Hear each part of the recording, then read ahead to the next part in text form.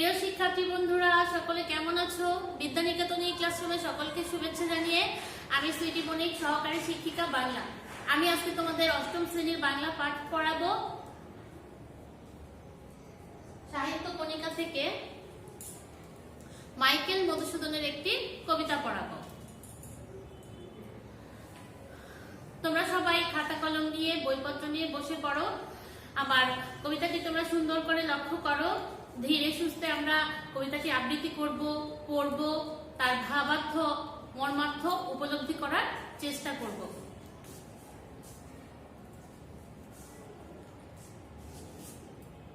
আমার কবিতাটির নাম হচ্ছে বঙ্গভূমির প্রতি, মাইকেল মধুসূদন দত্ত। বঙ্গভূমির প্রতি, আমরা কবিতার নাম থেকে বুঝতে পারি বঙ্গভূমির প্রতি মাইকেল মধুসূদন দত্তের যে ভালোবাসা প্রস্ফুটিত হয়েছে সেটাই আমরা লক্ষ্য করব। আমরা একটি ছবি দেখতে পাচ্ছি। এই কবি হচ্ছে আমাদের দেশবরেণ্য বিখ্যাত কবি মাইকেল মধুসূদন দত্ত।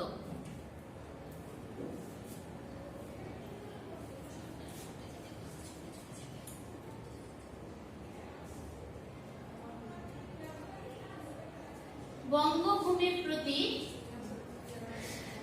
মাইকেল মধুসূদন দত্ত। চলো শিক্ষার্থী বন্ধুরা, আমরা সুন্দর করে কবিতাটি পড়ার চেষ্টা করি। বঙ্গভূমির প্রতি, মাইকেল মধুসূদন দত্ত। রেখো মা দাসের মনে এই মিনতি করি পদে, সাধিতে মনের স্বাদ ঘটে যদি পরমার। আমরা এই দুটো লাইন থেকে কি পাই? রেখো মা দাসের মনে এই মিনতি করি পদে। কবি এখানে সুন্দর একটি কথা বলেছেন। সে তাকে মনে রাখার কথা বলেছে। সে বলেছে যে আমি দাস, মাগো তুমি আমাকে মনে রেখো। সাধিতে মনের স্বাদ, এখানে আমরা সাধিতে মনের স্বাদ দিয়ে বুঝাই মনের ইচ্ছা ঘটে যদি পরমার, যদি তোমার ইচ্ছে হয় আমাকে মনে রেখো। মধুহীন করো না গো তব মন কোকনদে। মধুহীন করো না গো তব মন কোকনদে, প্রবাসে দৈবের বসে জীব তারা যদি খসে, এই দেহ আকাশ হতে নাহি খেদ তাহে। জন্মিলে মরিতে হবে অমরকে কোথা কবে। এখানে কবি খুব সুন্দর একটি কথা বলেছেন যে জন্মিলে তো অবশ্যই মরিতে হবে, কে কোথা অমর। কেউ পৃথিবীতে অমর থাকতে পারে না, তবে হ্যাঁ অমর থাকতে পারে যদি সে কিছু সৃষ্টিশীল কাজ করে থাকে, তবে এই পৃথিবী তাকে অবশ্যই মনে রাখে।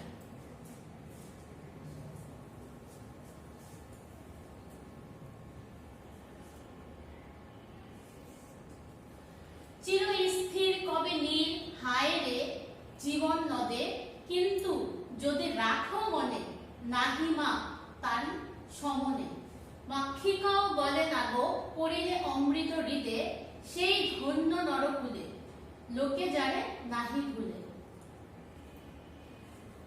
কবি এখানে বুঝিয়েছেন পৃথিবীতেই সেই ধন্য হয় লোক, মহাকাল যাকে মনে রাখে, যে স্মরণীয় কাজ করে যায় পৃথিবীতে, তাকেই মানুষ স্মরণীয় বরণীয় করে রাখে। মনের মন্দিরে সদা সবে সর্বজন, কিন্তু কোন গুণ আছে যাচিব যে তব কাছে। হেন অমরতা আমি কহ গো শ্যামা জন্ম দে, তবে যদি দয়া করো। এখানে বলেছেন মনের মন্দিরে সদা সবে সর্বজন। কবি প্রবাসে বসেও তার মনের মন্দিরে তার প্রিয়জনদের অবস্থান সে উপলব্ধি করেছিলেন। কিন্তু কোন গুণ আছে যাচিব যে তব কাছে। হেন অমরতা আমি কহব শ্যামা জন্ম দে, তবে যদি দয়া করো। এখানে মনের ক্ষোভ তুলে ধরেছেন যে তার আপন জন থেকে সে দূরে, দেশ থেকে সে অনেক দূরে, সে কি দিয়ে তাদের মনের ভিতরে প্রবেশ করবে, কোন গুণ দিয়ে, কোন ভালোবাসা দিয়ে, কোন সৃষ্টিশীল কাজ দিয়ে সে পৃথিবীর কাছে, তার দেশের কাছে, তার স্বজনদের কাছে সে অমর হয়ে থাকবে। এই খেদ, এই মনের কষ্ট ভাব সে এখানে তুলে ধরেছেন।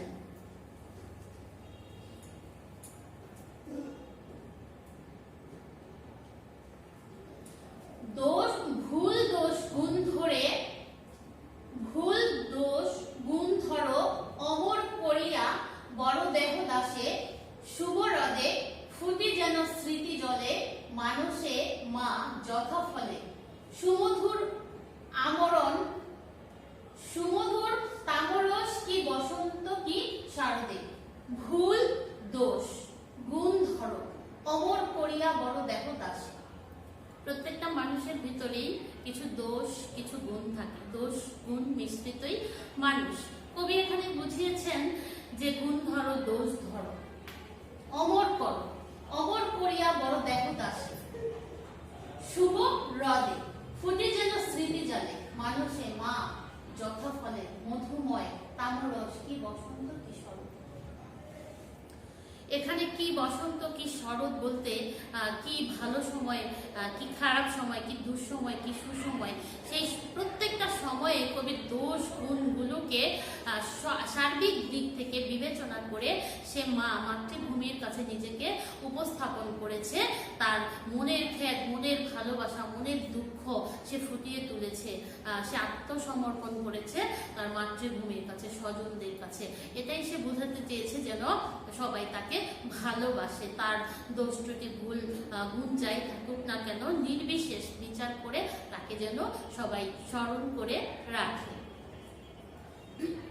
এবার দেখো আমরা শব্দার্থ ও টিকা দেখি।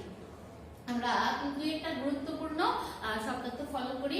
এখানে পরমাদ ভুল ভ্রান্তি,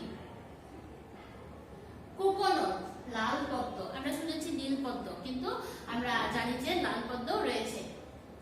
নীল পানি জল, মক্ষিকা আমরা একটি লাইনে দেখেছিলাম মাক্ষিকা, সেই মক্ষিকা হচ্ছে মাছি। শ্যামা জন্ম দে, শ্যামল জন্মভূমিতে, সে তার জন্মভূমিকে শ্যামল জন্মভূমি হিসাবে আখ্যায়িত করেছে।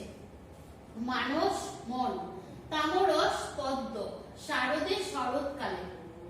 এবার আমরা পাঠের উদ্দেশ্য সম্বন্ধে ছোট্ট দুটো লাইন পড়ে দিব।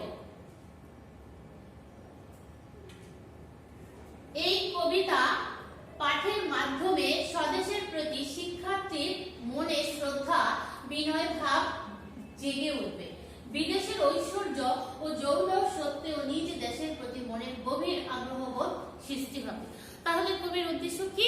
এই কবিতাটি পাঠের মাধ্যমে মাতৃভূমির প্রতি ভালোবাসা ফুটে উঠবে। প্রত্যেকটা মানুষই তার জন্মভূমিকে, তার গ্রামকে, তার মায়ের দেশকে, পিতার ভূমিকে ভালোবাসে।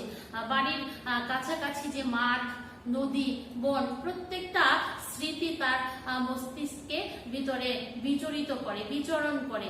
কবি এই কবিতার মাধ্যমে ছাত্রদের বা দেশ প্রেমিকদের বা সর্বস্তরের মানুষকে বোঝাতে চেয়েছেন, আমরা যদি প্রবাসে থাকি, প্রবাসে থাকলেও আমরা নিজেদের দেশ মাতৃকে ভুলে যাব না।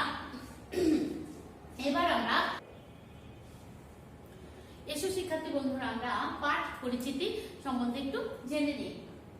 আমরা কেন এই কবিতাটি পাঠ করব। মাইকেল মধুসূদন দত্ত রচিত কয়েকটি গীতি কবিতার একটি হচ্ছে বঙ্গভূমির প্রতি। গীতি কবিতা কি আমরা জানি? লিরিক পয়েট হচ্ছে গীতি কবিতা। গীতি কবিতা বলতে আমরা বোঝাই যে কবিতা আমরা গান হিসাবেও গাইতে পারি, সেই কবিতাগুলোকে বলা হয় গীতি কবিতা। তাহলে বঙ্গভূমির প্রতি কবিতাটি গীতি কবিতার একটি কবিতা। এই কবিতায় স্বদেশের প্রতি কবির শ্রদ্ধা ও একাগ্রতা তীব্রভাবে প্রকাশ পেয়েছে। দেশকে কবি মা হিসাবে কল্পনা করেছেন এবং নিজেকে তার সন্তান হিসাবে গ্রহণ করেছেন।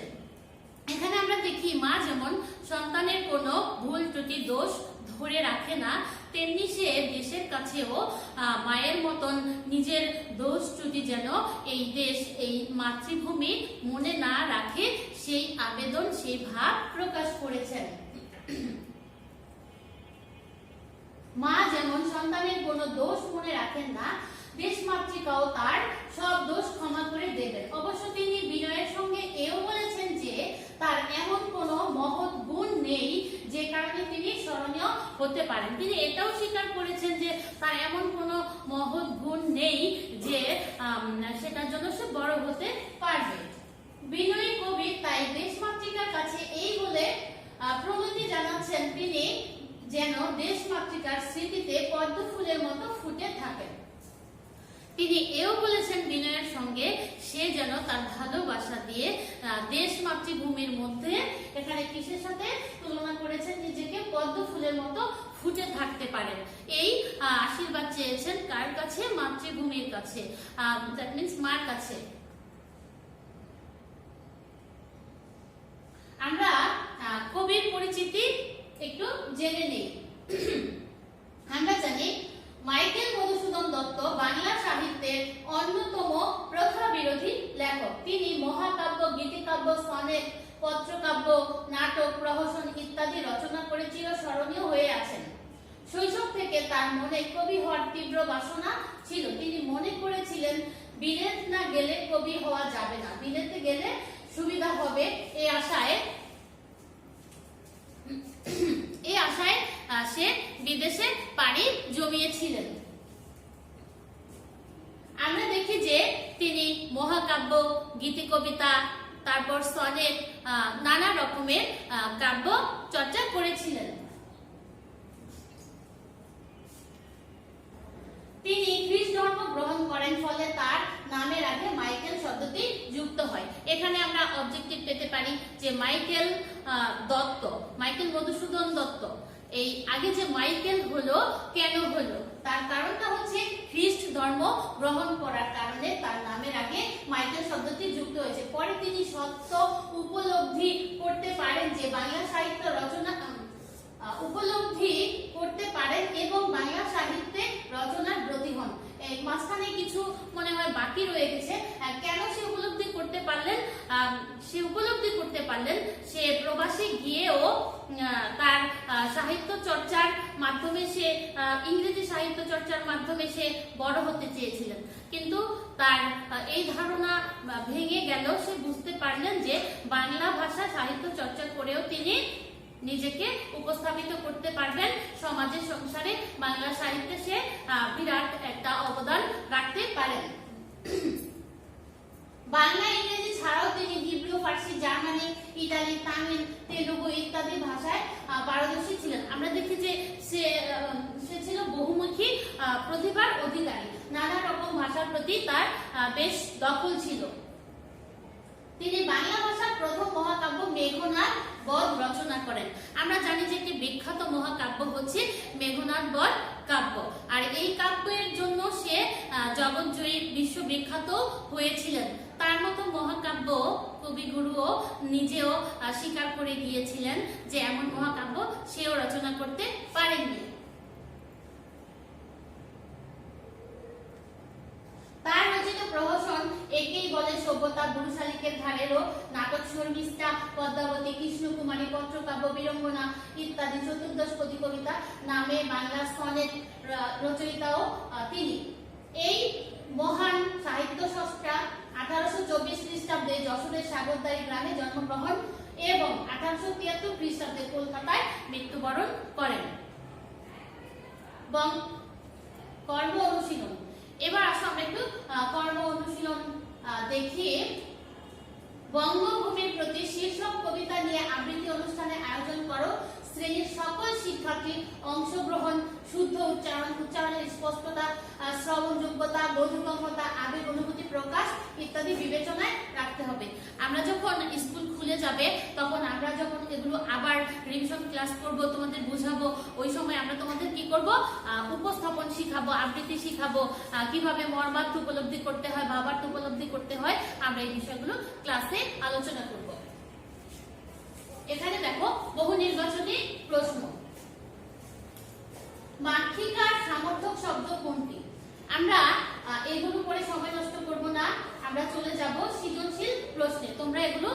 এটা দেখে নেবে। আচ্ছা শিক্ষার্থী বন্ধুরা, তোমরা একটু বিশেষভাবে মনোযোগী হবে। বাংলা যখন আমরা পড়বো, আমরা একটু ধীরে সুস্থে সুন্দর করে আলোচনা করব এবং পড়ব। সৃজনশীল প্রশ্ন। আবার আসিব ফিরে ধানসিঁড়ি তীরে এই বাংলায়, হয়তো মানুষ নয়, হয়তো বা শঙ্খচিল শালিকের বেশে, হয়তো ভোরের কাক হয়ে এই কার্তিকের নবান্নের দেশে, কুয়াশার বুকে ভেসে একদিন আসিব এই কাঁঠাল ছায়ায়। আমরা জানি এই কবিতাটি কার লেখা? আমরা জানি এই কবিতাটি জীবনানন্দ দাশের একটি খুব সুন্দর কবিতা। এখানে কেন দিয়েছে আমরা এটা তুলনা করে দেখব। মরিতে চাই না আমি সুন্দর ভুবনে, মানবের মাঝে আমি বাঁচিবারে চাই, এই সূর্য করে এই পুষ্পিত কাননে, জীবন্ত হৃদয়ের মাঝে যদি স্থান পাই। তো দেখো দুইটা কবিতার মধ্যে আমরা কি পাই? স্বদেশ প্রেম পাই, দেশের প্রতি ভালোবাসা খুঁজে পাই। এবার আমরা প্রশ্ন চলে যাব, বাংলা ভাষায় রচিত প্রথম মহাকাব্যের নাম কি? আমরা প্রথমেই দেখেছিলাম মহাকাব্যটি হচ্ছে মেঘনাদ বধ কাব্য। কবি বর প্রার্থনা করেন কেন? ব্যাখ্যা করো। কবি বর প্রার্থনা করেছিলেন দেশের কাছে এবং সে চেয়েছিলেন তার দোষ গুণ ক্ষমা করে যেন তাকে আশীর্বাদ করে, সে যেন পদ্ম হয়ে ফুটে উঠতে পারে। উদ্দীপকের প্রথম কবিতার অংশের আলোকে ফুটি যেন স্মৃতি জলে, চরণটি ব্যাখ্যা করো।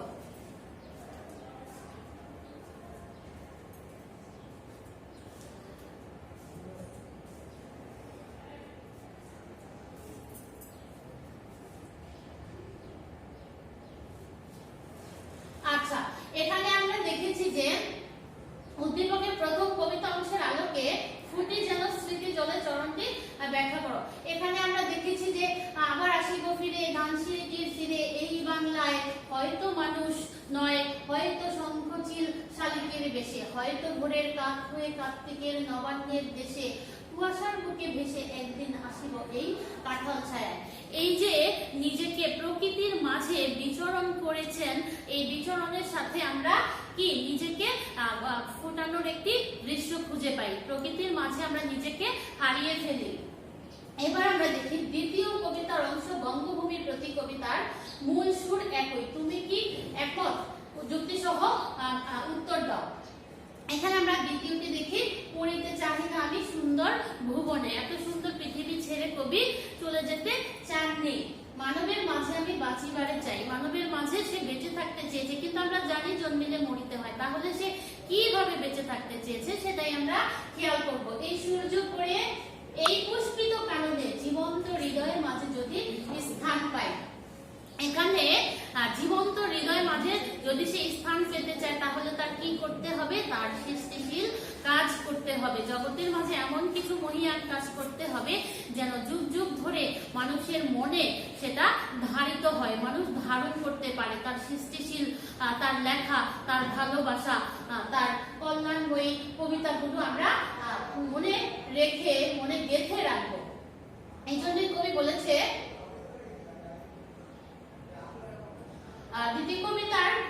দ্বিতীয় কবিতা অংশ, বঙ্গভূমির প্রতি কবিতা মূল সুর একই, তুমি কি একমত? এখানে মূল সুর হচ্ছে স্বদেশ প্রেম।